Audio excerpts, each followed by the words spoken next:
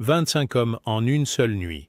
C'est le record officiel détenu par Valeria Messalina, impératrice de Rome au 1er siècle après Jésus-Christ. Un exploit sexuel documenté par Pline, l'Ancien lui-même, qui défie l'entendement et révèle l'ampleur de la débauche de cette femme. Mais ce record n'est que la partie visible d'une existence tellement déjantée qu'elle a marqué l'histoire pour l'éternité. Cette impératrice a transformé le palais de Rome en bordel géant, organisé des orgies publiques, fait assassiner ses amants quand ils cessaient de l'intéresser et finit par se remarier en secret avec son amant pendant que son mari empereur était en voyage. Son histoire est si incroyable que pendant des siècles, beaucoup ont cru qu'il s'agissait de pure fiction. Pourtant, les preuves historiques sont irréfutables. Messaline incarne tous les excès du pouvoir absolu. Elle nous montre jusqu'où peut aller un être humain quand plus rien ne l'arrête. Son parcours révèle les mécanismes les plus sombres de la nature humaine quand elle s'affranchit de toute limite morale, sociale ou politique. Préparez-vous à découvrir l'une des histoires les plus choquantes de l'Antiquité. Messaline voit le jour vers l'an 25 après Jésus-Christ dans la famille la plus puissante de l'Empire romain. Son pédigré, c'est du concentré de pouvoir absolu. Elle est l'arrière-petite-fille de Marc-Antoine, le général qui a conquis l'Orient et défié Auguste. Par sa mère Domitiale Épida, elle descend directement de la dynastie julio-claudienne qui gouverne Rome depuis des décennies. Son père, Marcus Valerius Messala Barbatus, appartient à la haute noblesse sénatoriale. Cette gamine naît donc avec une cuillère en or dans la bouche. L'époque de son enfance baigne dans une décadence absolue. L'empereur Tibère règne depuis son île de Capri, où il organise des orgies avec des enfants et des prostituées. Caligula, qui lui succède, couche avec ses 3 sœurs, se prend pour Jupiter et fait nommer son cheval consul. Dans ce contexte de folie furieuse, la petite Messaline grandit en apprenant que le pouvoir autorise tous les excès. Cet enfant absorbe dès ses premières années une vision du monde où la morale n'existe pas pour les puissants.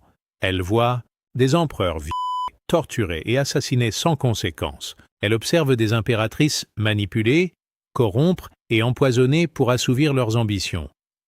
Cette éducation par l'exemple va forger sa personnalité et préparer les horreurs qui suivront. À 13 ans, le destin de Messaline bascule. Sa famille arrange son mariage avec Claude, son cousin éloigné âgé de 48 ans. Ce Claude, c'est le loser de la famille impériale. Il bégaie, boite, bave, tremble et fait rire toute la cour. Ses propres parents le considèrent comme un débile et l'écartent systématiquement des affaires publiques. Caligula s'amuse à humilier son oncle Claude en public, le forçant à nettoyer sa table avec sa toge ou à ramasser des pièces à 4 pattes. Personne n'imagine qu'un jour, cet homme pathétique portera la pourpre impériale. Pour Messaline, c'est un mariage de complaisance avec un quasi-invalide qui sent déjà le moisi. Le mariage a lieu en 39 quand Messaline atteint ses 14 ans. Cette union scelle officiellement son entrée dans la famille impériale, mais la gamine ne se doute pas encore qu'elle va devenir la femme la plus puissante du monde. Elle donne rapidement naissance à Octavie, puis les événements s'accélèrent de manière imprévisible. En janvier 41, Caligula se fait assassiner par sa garde prétorienne dans les couloirs de son palais. Les soldats, ivres de sang et de peur, cherchent partout un successeur légitime. Ils finissent par trouver Claude caché derrière une tenture, terrorisé et tremblant. Par lassitude et par défaut, ils le proclament empereur sur le champ. Du jour au lendemain, Messaline passe du statut d'épouse d'un raté à celui d'impératrice de Rome. 20 jours seulement après l'avènement de Claude, elle accouche de Britannicus, le futur héritier du trône. Cette naissance lui confère une légitimité dynastique absolue. Elle est maintenant la mère du prince héritier de l'Empire romain. À 16 ans, Messaline se retrouve à la tête de l'empire le plus puissant du monde. Son mari Claude, dépassé par les événements, laisse gouverner ses affranchis. Narcisse, Pallas, Calliste et Polybe. Ces anciens esclaves affranchis dirigent de facto l'administration impériale pendant que l'empereur s'occupe de ses travaux d'érudition. Messaline comprend immédiatement qu'elle peut exploiter cette situation. Elle développe rapidement 3 obsessions qui vont structurer son règne: l'élimination de ses rivaux, l'accumulation de richesses et la satisfaction de ses pulsions sexuelles. Cette trilogie de la décadence va faire d'elle l'une des souveraines les plus terrifiantes de l'histoire. Sa première victime, Julia Livilla, révèle immédiatement ses méthodes. Cette nièce de Claude représente une menace dynastique potentielle par sa naissance et sa beauté. Messaline l'accuse d'adultère avec Sénèque le philosophe, crime passible de mort selon la loi Julia d'Auguste. Julia Livilla est exilée sur une île déserte, où elle meurt rapidement de faim et de soif. Sénèque échappe de justesse à l'exécution et part en relégation en Corse. Cette première élimination envoie un message clair à tous. Défier Messaline, c'est signer son arrêt de mort. L'impératrice adolescente vient de prouver qu'elle peut faire disparaître n'importe qui, même les membres de la famille impériale. La terreur s'installe dans les cercles du pouvoir. Messaline transforme rapidement sa position en machine à cash. Elle développe un système d'enrichissement basé sur l'accusation, la confiscation et l'exécution.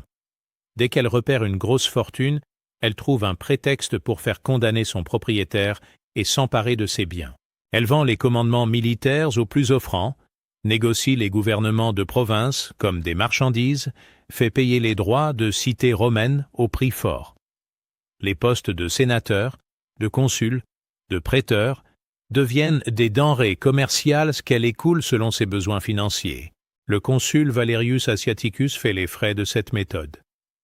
Cet homme possède les plus beaux jardins de Rome, hérités de Lucullus. Messaline les convoite pour leur splendeur et leur valeur. Elle accuse Asiaticus de complot contre l'empereur, le fait juger par un tribunal complice et obtient sa condamnation à mort.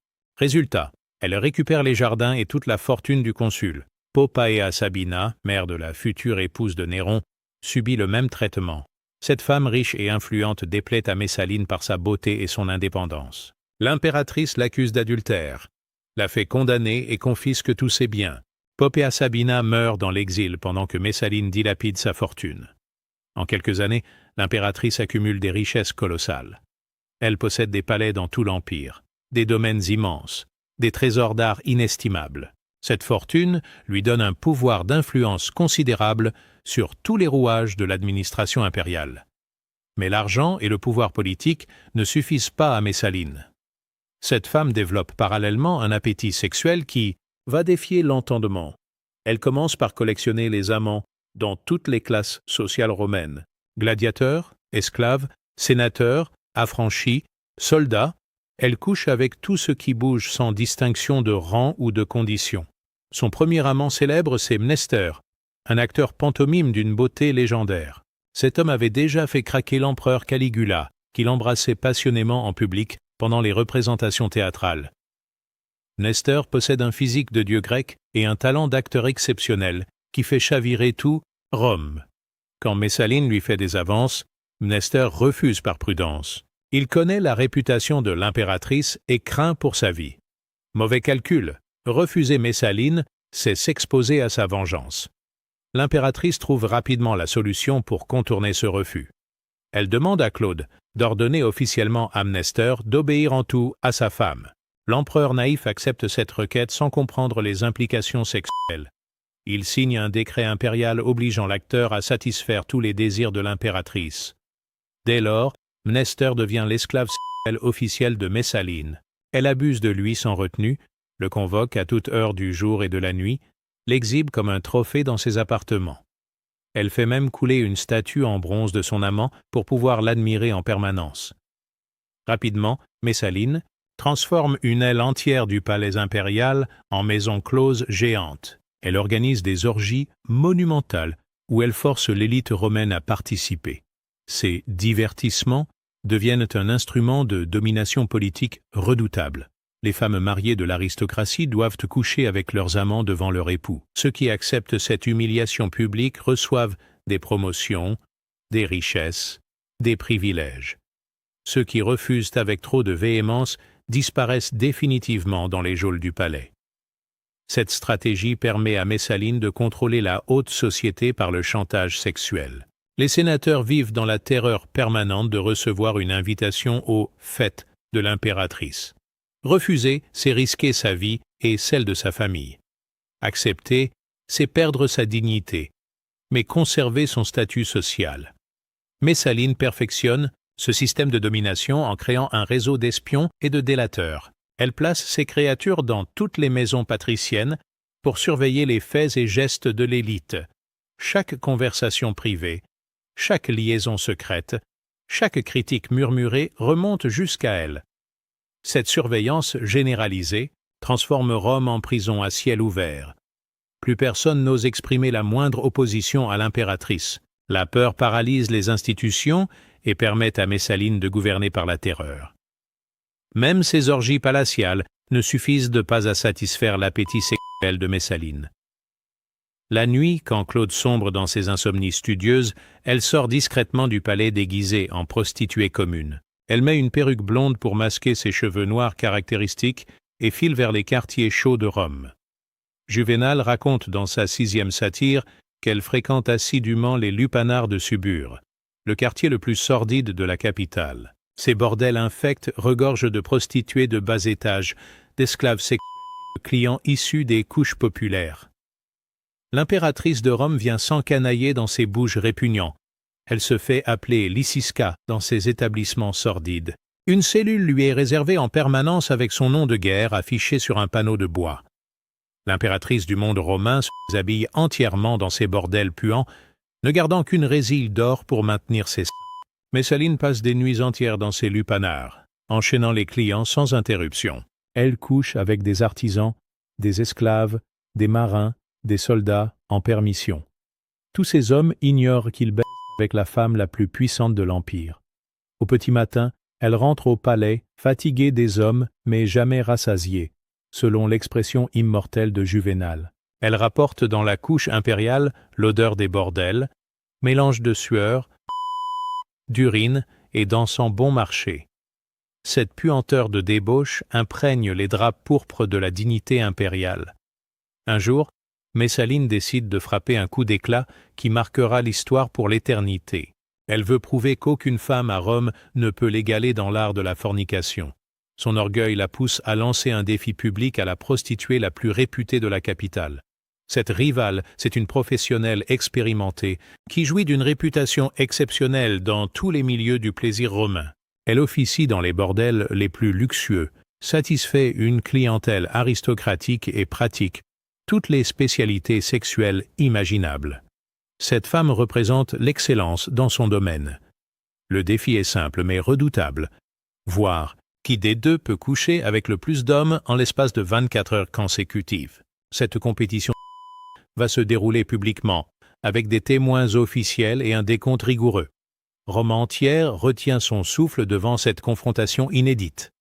Pline l'Ancien, le naturaliste romain contemporain des événements, assiste à cette compétition extraordinaire. Cet homme de science rigoureux va enregistrer le déroulement et les résultats de ce concours avec la précision d'un observateur étudiant, un phénomène naturel rare. La compétition commence au coucher du soleil et doit se terminer 24 heures plus tard. Les deux femmes s'installent dans des cellules séparées d'un même lupanar. Les hommes se succèdent selon un ordre établi, chaque passage étant minuté et comptabilisé par des scribes officiels. Messaline démarre sur les chapeaux de roue. Elle enchaîne les hommes avec une régularité de métronome, prenant à peine le temps de respirer entre chaque client. Sa technique est parfaitement rodée. Elle satisfait rapidement chaque homme pour passer au suivant le plus vite possible. Au bout de 12 heures, elle a déjà couché avec 15 hommes. Sa rivale suit le rythme difficilement, accusant un retard de 2 hommes. Messaline accélère encore la cadence, dopée par l'adrénaline de la compétition et l'orgueil de la victoire. Les dernières heures sont épuisantes. Les deux femmes donnent tout ce qu'elles ont dans le ventre. Messaline puise dans ces dernières réserves d'énergie pour maintenir son avance. Elle sue, elle halète, elle souffre, mais elle ne lâche rien. Quand les 24 heures s'achèvent, le décompte final révèle le résultat stupéfiant. Messaline a couché avec 25 hommes, contre 23 pour sa rivale. Cette performance sexuelle extraordinaire entre immédiatement dans l'histoire comme l'un des exploits les plus incroyables de l'Antiquité. Pline l'Ancien note ces chiffres avec la précision d'un scientifique étudiant la reproduction des insectes. Pour ce naturaliste rigoureux, cet exploit relève autant de la curiosité anthropologique que du scandale moral. Il consigne cette information dans son histoire naturelle comme un fait scientifique remarquable. Cette victoire sexuelle fait instantanément de Messaline une légende vivante dans tout l'Empire romain. Son record de 25 hommes en 24 heures devient le sujet de toutes les conversations, des plus hautes sphères du pouvoir aux tavernes, les plus sordides. Les poètes s'emparent de l'événement pour composer des vers satiriques. Les historiens l'enregistrent comme un fait marquant du règne de Claude. Les moralistes s'en servent pour dénoncer la décadence de l'époque. Ce record sexuel transcende tous les clivages sociaux et culturels. Messaline savoure cette célébrité sulfureuse. Elle a prouvé sa supériorité absolue dans le domaine où elle excellait. Cette consécration publique de ses talents sexuels la grise plus que tous les pouvoirs politiques qu'elle exerce. Mais cette victoire marque aussi un tournant dans son comportement. Ayant atteint le sommet de la performance sexuelle, elle va chercher de nouveaux défis, de nouvelles transgressions, de nouveaux scandales. Cette escalade dans l'excès va la conduire à sa perte. Messaline ne se contente pas de records quantitatifs. Elle collectionne aussi les amants de qualité, choisissant ses partenaires selon leurs attributs physiques, leur rang social ou leur talent particulier. Mais être l'amant de l'impératrice, c'est souvent signer son arrêt de mort. Après Mnestor, elle jette son dévolu sur Silius, un jeune sénateur considéré comme le plus beau des Romains. Cet homme possède un physique de statut grec et une ambition politique dévorante. Il accepte de devenir l'amant de l'impératrice en espérant en tirer profit pour sa carrière. Messaline tombe follement amoureuse de Silius. Pour la première fois de sa vie, elle éprouve des sentiments profonds pour un homme. Cette passion va lui faire perdre toute prudence et causer sa chute finale. D'autres amants moins fortunés payent le prix de leur beauté. Dion Cassius raconte que Messaline fait régulièrement éliminer ses anciens amants quand elle se lasse d'eux ou qu'ils en savent trop sur ses secrets. Ces hommes passent du lit impérial à la tombe sans transition. Un gladiateur trace d'une beauté exceptionnelle disparaît mystérieusement après avoir refusé de continuer sa liaison avec l'impératrice. Un jeune centurion de la garde prétorienne meurt empoisonné après avoir tenté de faire chanter Messaline. Un affranchi syrien est étranglé dans les geôles du palais après avoir menacé de révéler les orgies impériales. Cette hécatombe d'amants transforme le lit de Messaline en piège mortel. Parallèlement à ces débauches sexuelles, Messaline exerce un véritable règne de terreur politique. Elle élimine systématiquement tous ceux qui représentent une menace pour son pouvoir ou pour l'avenir de son fils Britannicus. Son nom seul suffit à faire trembler les plus hauts personnages de l'État. Elle règne par la terreur absolue. En 48 après Jésus-Christ, Messaline commet l'erreur qui va causer sa perte. Sa liaison avec Silius prend une tournure dramatique, et quand le sénateur exige qu'elle divorce de Claude pour l'épouser officiellement, cette demande dépasse tous les scandales précédents. Silius ne veut plus se contenter d'être l'amant secret de l'impératrice. Cet homme ambitieux rêve de devenir empereur et voit dans ce mariage le moyen d'accéder au pouvoir suprême. Messaline, complètement défoncée par la passion, accepte cette proposition insensée. Selon Tacite, elle trouve une jouissance ultime dans cette transgression absolue. Quand on a tout gaspillé, il ne reste plus que l'énormité du scandale comme plaisir suprême. Cette phrase de l'historien résume parfaitement la psychologie de Messaline, une femme qui cherche constamment à repousser les limites de l'interdit. Chaque transgression en appelle une plus grande, dans une escalade qui ne peut que mener à la destruction. Claude part pour Ostie accomplir un sacrifice religieux traditionnel. Messaline et Silius sautent sur cette occasion inespérée. Ils décident d'organiser leur mariage pendant l'absence de l'empereur, croyant pouvoir présenter le fait accompli à son retour. Mais contrairement à ce qu'on pourrait attendre d'une union clandestine, ils célèbrent leurs noces avec tout le faste d'un mariage légitime. Messaline revêt le voile nuptial traditionnel, effectue les sacrifices aux dieux, écoute les paroles des hospices, dîne avec les invités et passe la nuit dans les plaisirs conjugaux. Cette cérémonie publique révèle toute la folie de Messaline. Elle organise ses propres secondes noces avec témoins et célébrations, comme si elle était libre de ses actes. Cette audace stupéfie Rome entière. Tacite décrit cette scène avec une précision hallucinante. Que la femme ait écouté les mots des hospices, ait revêtu le voile, ait effectué des sacrifices aux dieux, que tous deux aient dîné avec les invités, se soient embrassés et enlacés, et enfin, aient passé la nuit dans la licence du mariage. Silius.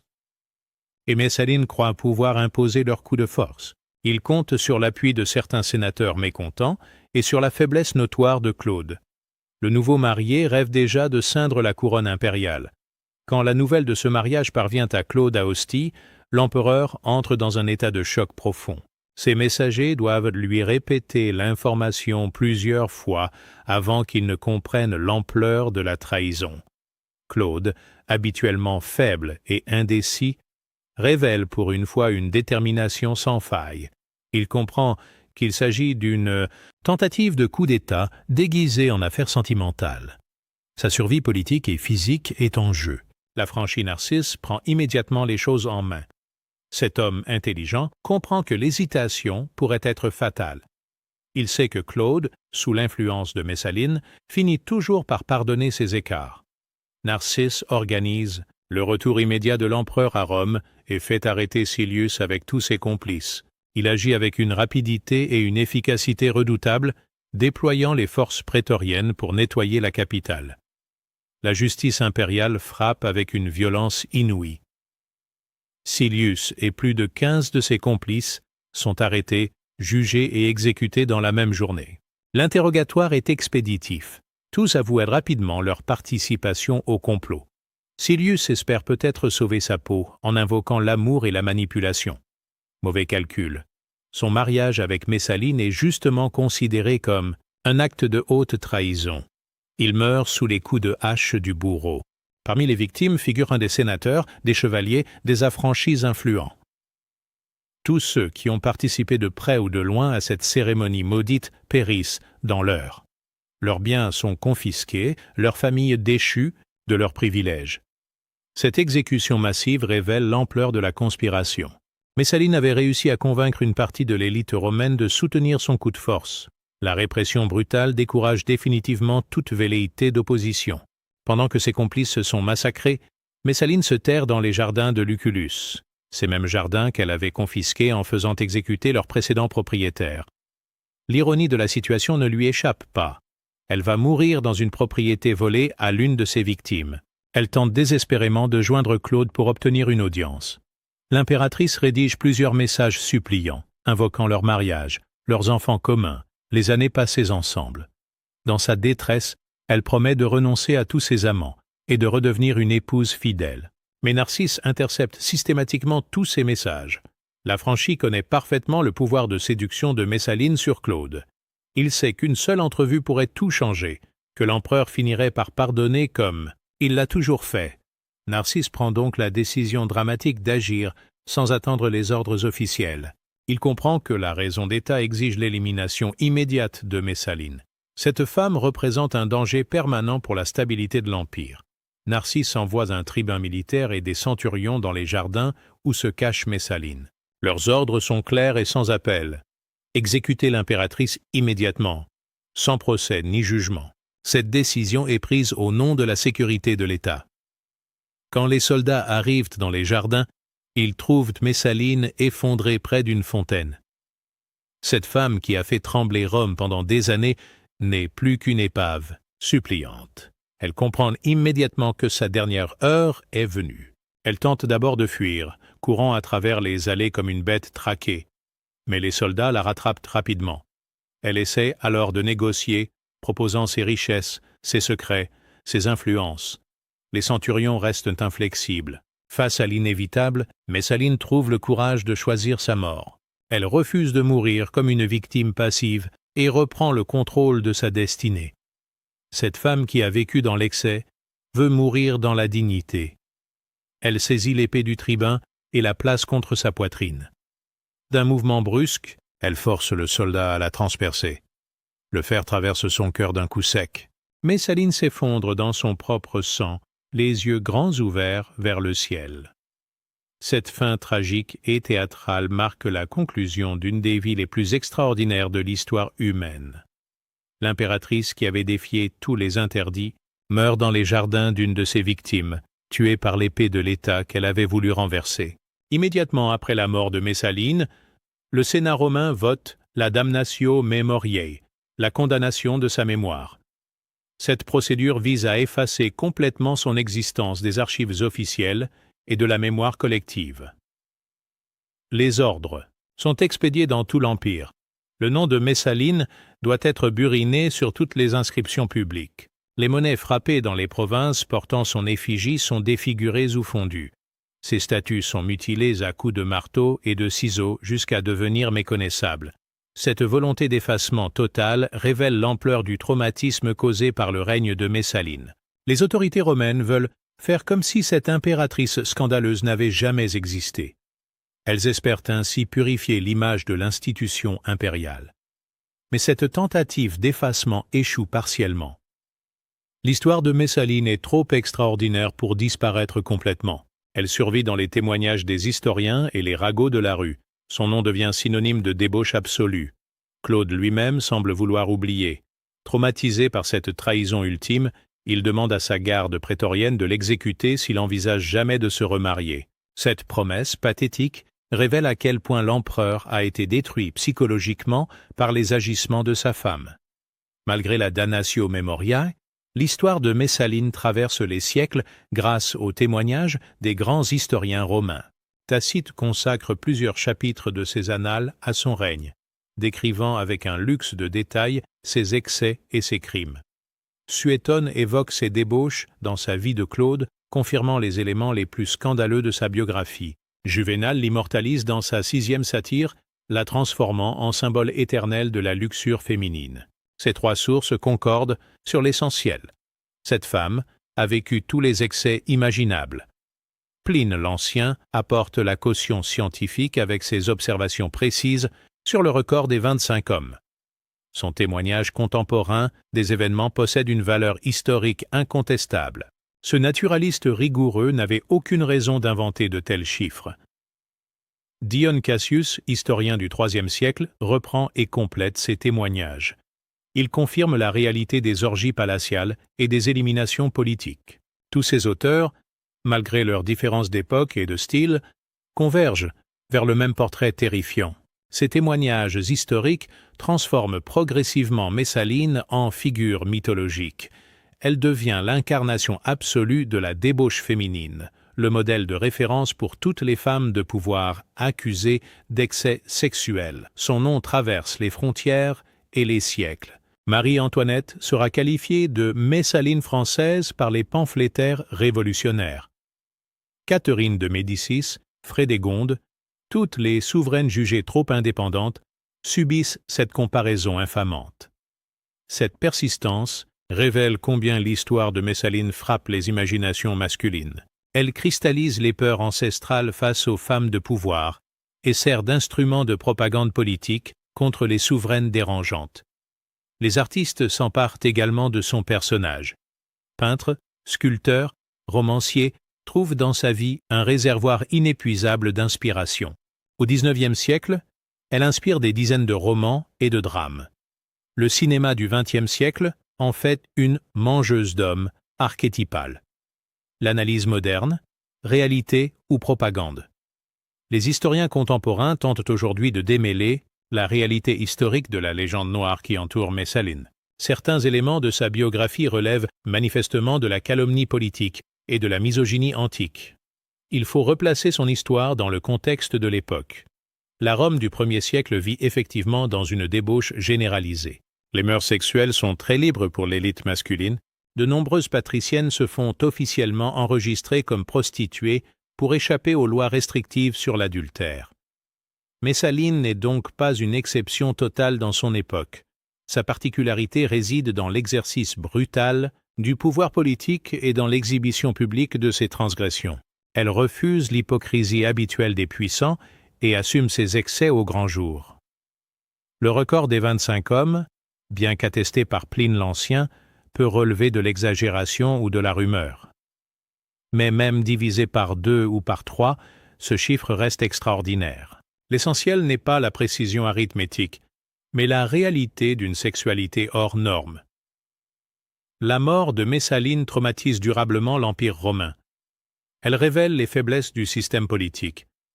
Un empereur faible peut laisser son entourage s'emparer du pouvoir réel avec des conséquences dramatiques. Cette leçon sera retenue par les successeurs de Claude.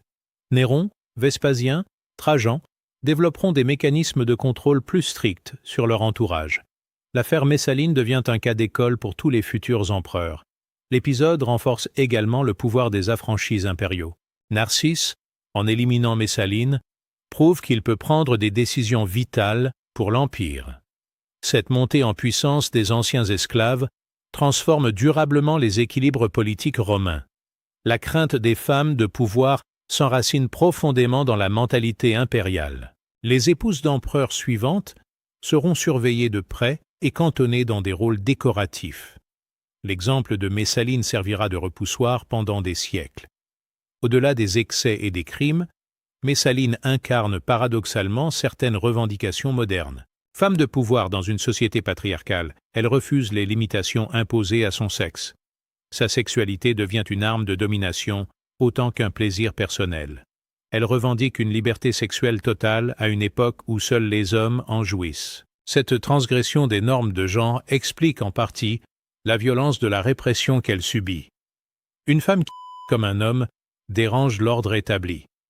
Son utilisation du pouvoir politique révèle aussi une forme de féminisme sauvage. Ne pouvant accéder directement aux magistratures, elle passe par l'influence et la manipulation.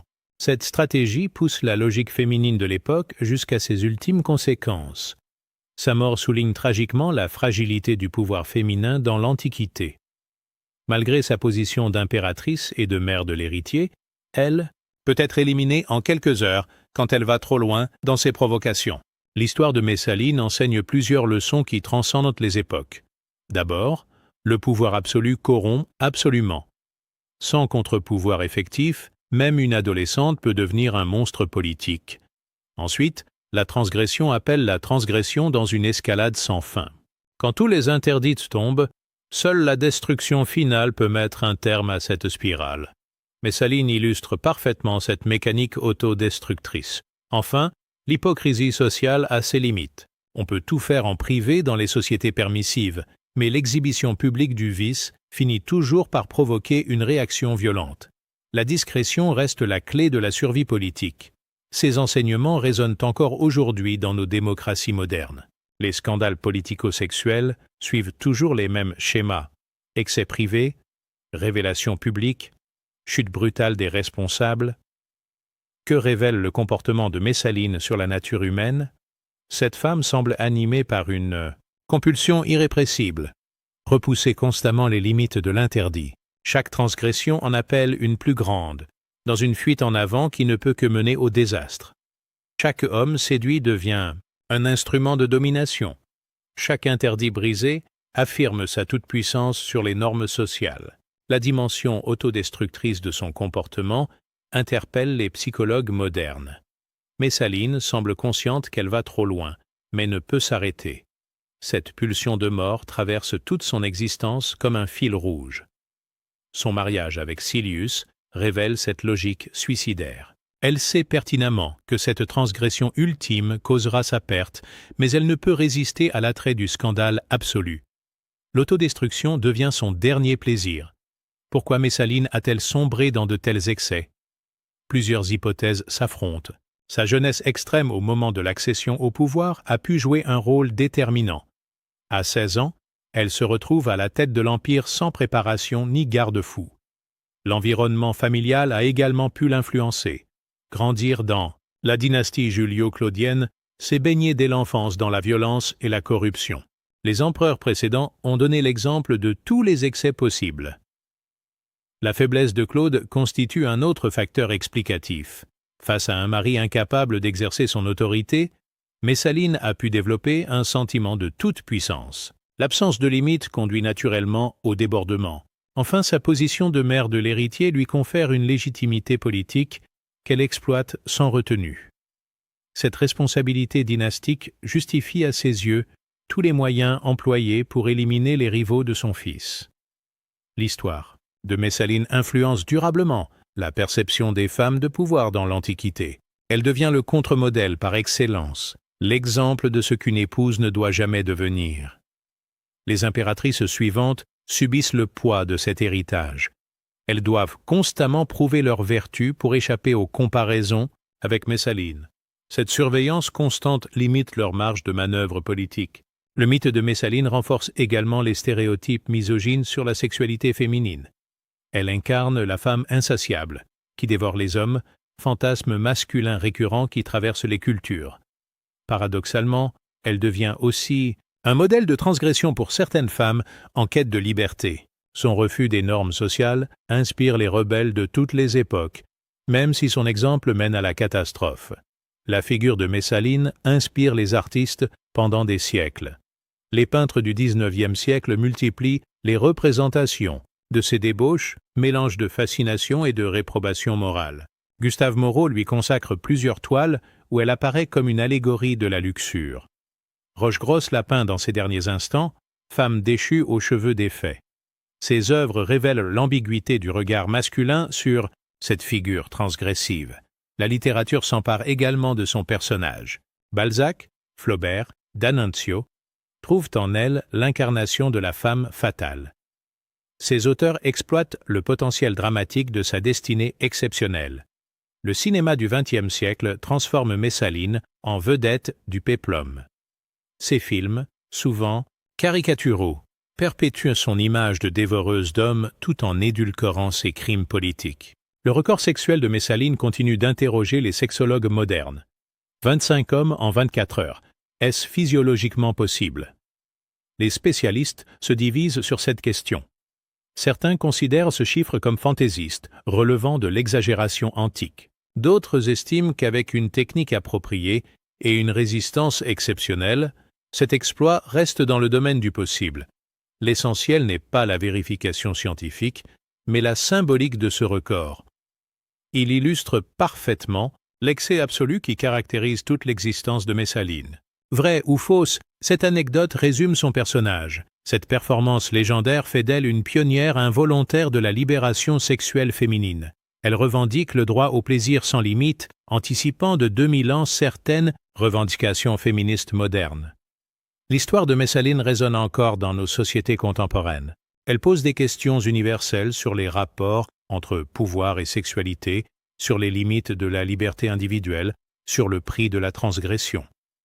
Dans une époque qui questionne les normes sexuelles et les rapports de domination, son parcours prend une actualité troublante. Cette femme qui refuse tous les interdits interpelle nos consciences modernes. Son utilisation du sexe comme arme politique évoque certaines stratégies contemporaines. Les scandales politico-sexuels d'aujourd'hui suivent des mécanismes similaires à ceux qu'elle avait mis en place. Sa chute brutale rappelle aussi la fragilité du pouvoir dans nos démocraties médiatiques. L'opinion publique peut renverser les plus puissants quand ils vont trop loin dans leurs provocations. Messaline aura vécu 28 ans d'une existence plus dense que 10 vies ordinaires. Mariée à 14 ans, impératrice à 16, assassinée à 28, elle aura condensé tous les excès possibles dans une courte existence volcanique. Son record sexuel de 25 hommes en 24 heures reste l'anecdote la plus extraordinaire de sa biographie. Cette performance légendaire symbolise une femme qui a repoussé toutes les limites imaginables dans tous les domaines. Ses crimes politiques rivalisent avec ses exploits sexuels. Cette adolescente a fait trembler l'Empire romain par ses éliminations systématiques et ses manipulations redoutables. Elle a transformé le palais impérial en abattoir doublé d'un bordel. Sa mort tragique, l'épée contre la poitrine dans les jardins volés à l'une de ses victimes, clôt dignement cette existence hors norme. Messaline aura vécu et sera morte en cohérence avec elle-même, dans l'excès absolu. Son histoire traverse les millénaires parce qu'elle touche à l'essence même de la condition humaine. Elle révèle ce que nous pouvons devenir quand plus rien ne nous arrête. Cette leçon terrifiante explique sa fascination durable. Aujourd'hui encore, quand on évoque les femmes de pouvoir les plus scandaleuses de l'histoire, son nom vient immédiatement à l'esprit. Cette adolescente devenue impératrice aura marqué 20 siècles d'histoire par ses débauches extraordinaires. L'impératrice qui couchait avec 25 hommes par nuit reste un mystère fascinant. Un mélange explosif de réalité historique et de fantasmes collectifs qui continue d'alimenter notre imaginaire. Son histoire nous rappelle que la vérité humaine dépasse souvent la fiction et que certains destins déferment l'entendement par leur démesure absolue. Messaline demeure l'incarnation éternelle de la transgression féminine poussée à ses ultimes conséquences. Sa légende perdure parce qu'elle cristallise nos fascinations et nos terreurs les plus profondes face au pouvoir sans limite et à la sexualité débridée.